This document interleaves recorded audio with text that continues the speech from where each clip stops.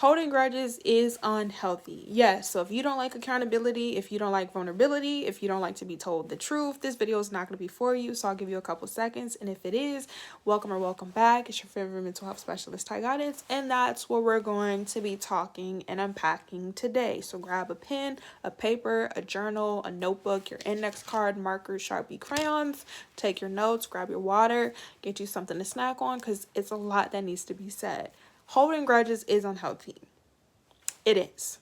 Why? Well, there are multiple reasons on why holding grudges is unhealthy. So let's break some of them down for you. Let's start off with physically how holding a grudge can affect you. First of all, when you hold grudges, it can cause your body to be tensed. So when you're tensed, you're overwhelmed, you become anxious, and you suffer with anxiety. So when you're anxious physically now, your immune system is going to become weakened. Your blood pressure is going to raise through the roof, which can cause you now to have panic attacks, which can cause you now to have headaches, which can cause you now to have inflammation. Look it up. As your favorite mental health specialist, the mind, the body, and the spirit, and the soul is all one, okay? So those are some physical examples. Now, emotionally and mentally, how does holding a grudge affect you? You can continue to be angrier.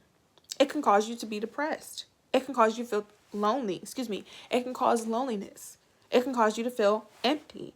And most importantly, it can cause you to pick up anger and frustration that doesn't belong to you. But when you hold on to grudges, not only do you block what is meant for you, you keep yourself stagnant and you become limited. You feel restricted. So when you receive energy that doesn't belong to you, when you surround yourself with people, places, and things who do not have the best interest for you, if you're not aware of yourself, or if you don't know how to express yourself, if you don't know how to be true to yourself, you're going to believe what you heard. You're going to believe what you saw. Just because we grow up in environments where we're limited information, we're limited knowledge and resources, doesn't mean that that has to be your lifestyle or that is going to apply to you. So once again, if you like to hold grudges, this video is not for you. You do not have to force things that are meant for you in your life for you to grow or to be abundant. Holding grudges is you forcing onto energy that was projected onto you. And the main question that I have for you is, why would you want to do that? So that's what we're going to talk about. This is how you're going to start to let go of holding on to these grudges. Now, before you let go of these grudges, before I give you guys the recommendations in this video, you must keep in mind that healing is not a one-size-fits-all. There's no right or wrong way to heal. You got to take what resonates. You got to leave the rest. Once again, if it doesn't apply, let it fly. Even with myself.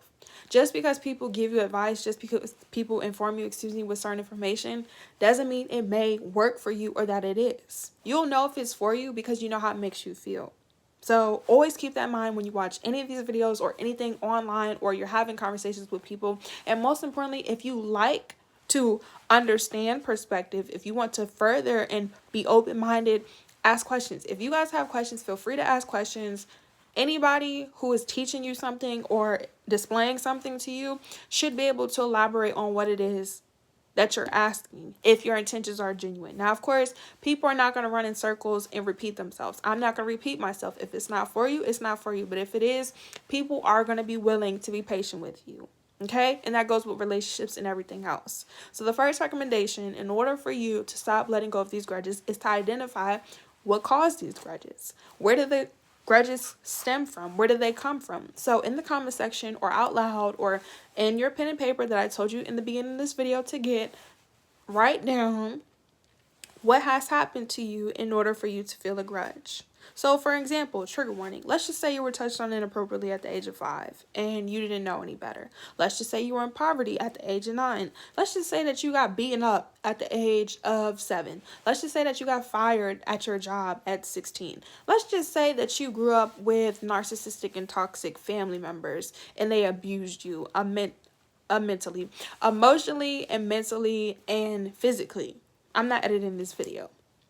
Regardless of what it is, we need to understand, when did this start? When did you, because you don't just wake up, start holding grudges, okay? And usually, you guys, I have my index cards and I write down what I want to say, but I'm trying my best to just say what comes to me naturally, because that's the best way, of course. So Where did it start? The second thing that you're going to do once you identify what the grudge stems from is acknowledging how it makes you feel. So let's just say you're holding a grudge because someone beat you up in kindergarten. How did it make you feel? And the only reason why you're holding a grudge is because you're suppressing your feelings, or you have not forgiven yourself. Like, why is it so hard for me to speak?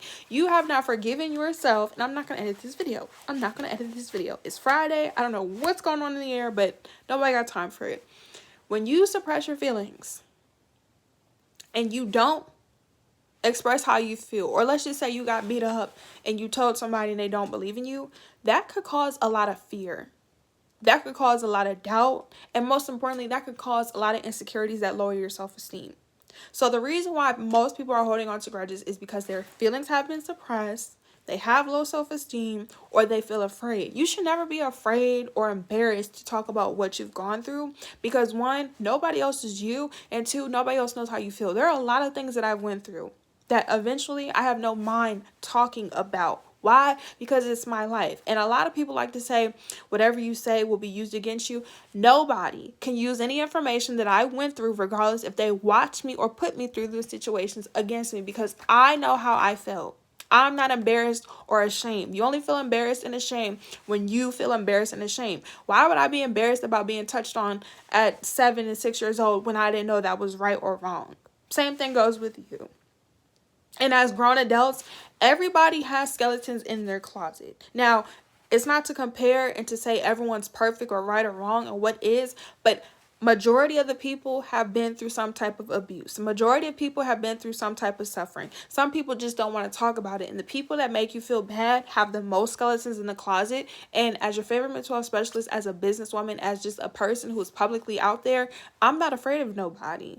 Because I can't come on here and make these videos for you and myself to not only defend myself, but to let you know nobody is afraid. You see, when you own up to what has happened to you, you don't need to hold a grudge. If you didn't know no better, because it's one thing to be naive. It's one thing to be ignorant. We all have been a victim, even the people who did the abuse. Those people too, and that's a different topic for a different video. But to own up to it and realize I didn't know no better, to know that it wasn't okay, to know that I didn't have nobody to confide in, to know that I didn't have any support, I'm not about to sit here and let that affect me for the rest of my life. Now, of course, healing takes time. It could take years. It could take months. It could take days. I'm not forcing that onto you. Anybody who comes across these videos is choosing to. Anybody who applies this information is choosing to. Everybody has free will. It's either going to resonate or it doesn't. But you have to be able to identify what has happened to you and how did it make you feel. And you can't be afraid, because that's the whole purpose of letting go of the grudge, is accepting the past. Crying, yelling, screaming, and shouting. Nobody's telling you that you're not going to go through withdrawals. Nobody's telling you that some days are going to be more challenging than others. Nobody's going to tell you that you're not going to be crying and that you're not going to be upset and that you're not going to feel embarrassed. But once you let go of the shame, once you let go of the guilt, it is what it is. Because those people, if they don't apologize to you and change their behavior, they're not going to. I'm not going to stop living my life just because a lot of these things happen to me. And most importantly, it's freeing. If another grown adult, which nobody grown, no man, no woman, black, white, Hispanic, Asian, hey, they, them, she, is going to make me feel less than, because they also too have skeletons in their closet. Let's really talk about it. Like, this is really going to be vulnerable and touchy, but I'm not afraid. When you tell the truth is the truth. Everybody has gone through things, so no one's going to make you feel bad. When you decide to watch these videos, keep that in mind. You have to really take up ownership. So the third thing that you're going to do, once you understand how this affects you, is see where you can learn from the mistake. So if you were touched on inappropriately, let's just say you were young. And some topics are going to be more triggering than others because, once again, you weren't even mature enough to be aware of what's going on. Or even if you did and you didn't have nobody to believe in you because they enabled the abuse, you have to know now, once you went through the things that you went through, to no longer allow the cycles to happen. So now you know when somebody's going to try to do certain things. The whole purpose of you going through your trials and tribulations is to become aware. So if you know that you're getting to know somebody and they're talking about things that are hyper sexual, I'm not going to say the words because I don't want YouTube to flag this video. But if they're talking about things that make you feel inappropriate or uncomfortable, or they're physically trying to do certain things, you have to remove yourself. You have to speak up. You have to say, I don't want to do this. This makes me feel uncomfortable. If that person has a problem with you saying that you don't want to do this or this makes you feel uncomfortable, you need to remove yourself. And most importantly, you have to be able to find somebody who's going to help you. This is going to be very deep. So I'm going to end off this video here, but those are the 3 recommendations. What is it that you're holding on to? How does it make you feel? And where can you learn from the mistakes? So lastly, I'll give you one more and I'm in the video, is sitting with yourself. You have to make peace with yourself. And most importantly, all these videos take a lot of energy and effort, but in due time, we're going to let all of it out. It does take a while. So if you guys like these videos, let me know your experience. This is really deep. This is really triggering. So I'm going to put trigger warning in the description box. But if you have questions, comments, concerns, follow for more. Like this video, subscribe. Make sure to follow me on Instagram, Twitter, and TikTok at @Guidance. All information will be down below. And if you want a one-on-one session, because this is extremely deep and vulnerable, head to my website at tyguidance.summer.com. But it's a lot that we're going to talk about. I just want you to know that holding grudges is unhealthy. That was the whole purpose of the video. Love you. Bye.